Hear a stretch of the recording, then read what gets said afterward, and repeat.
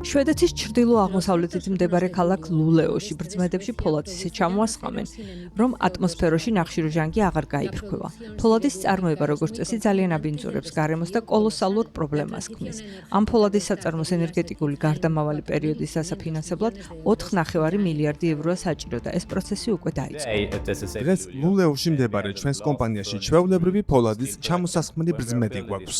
როდესაც ლულეოში ახალ ქარხანას ავაშენებთ, საწარმოო პროცესიდან ქვანახშირს მთლიანად ამოვიღებთ და მის ნაცვლად წიაღისეული საწვევის გარეშე მიღებულ ელექტროენერგიას გამოვიყენებთ ქარხანაში შემოსული ջარდის გადასადნობად.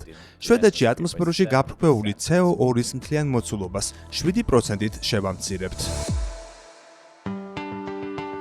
ეს მეტალურგიული ქარხანა დღეში 6500 ტონა ფოლადს აწარმოებს, რაც ეიფელის კოშკის წონას უდრის.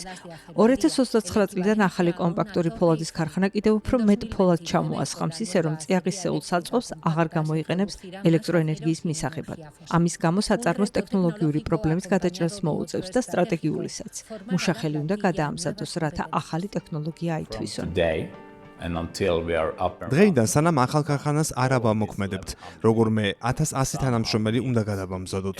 პირველ რიგში ელექტრიკოსებით დავიწყეთ. კომპანია SSAB-ს ნახშირორჟანგის გამონაბოლქვის გარეშე ფოლადის წარმოების ტექნოლოგიაზე გადასვლისთვის 4,5 მილიარდი ევრო სჭირდება. აქედან 71 მილიონს ევროპის გარდამავალი ეტაპის სამართლიანი ფონდი დაფარავს და ამ თანხის ნაწილით პერსონალის გადამზადებას დააფინანსებენ. ვიქტორია ფოლადის საწარმოში მექანიკოსად მუშაობდა, მაგრამ წლინახევრის წინ გადაწყვიტა პროფესია შეეცვალა.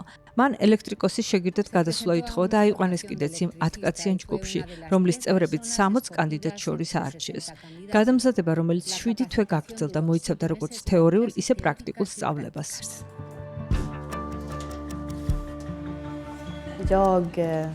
მიყვარს ჩემი საქმე. გონებრივი შრომაც გჭირდება და ფიზიკურიც. როდესაც საქმეს ჰკიდებ ხელს, უნდა წაიკითხო გეგმა, სანამ გაზომვას დაიწყებ და საკუთარი თვალით გააკონტროლებ და გადახედავ ყველაფერს. შვედეთის ეკონომიკური და რეგიონული ზრდის სააგენტოს მიხედვით, რომელიც მძიმე მრეწველობის გიგანტებს მართავს, შვედეთი მისაბაძი მაგალითია ევროპაში მძიმე მრეწველობის ეკოლოგიურ გზაზე დაყენების კუთხით. შვედეთში უკვე მიმდინარეობს მწვანე პლატფორმაზე გადასვლის ეტაპი. 2010 წლის შემდეგ CO2-ის გამონაბოლქვის მოცულობა 30%-ით შევამცირეთ. შვედეთი მიზნად ისახავს, რომ 2045 წლისთვის კარბონ ნეიტრალური გახდეს.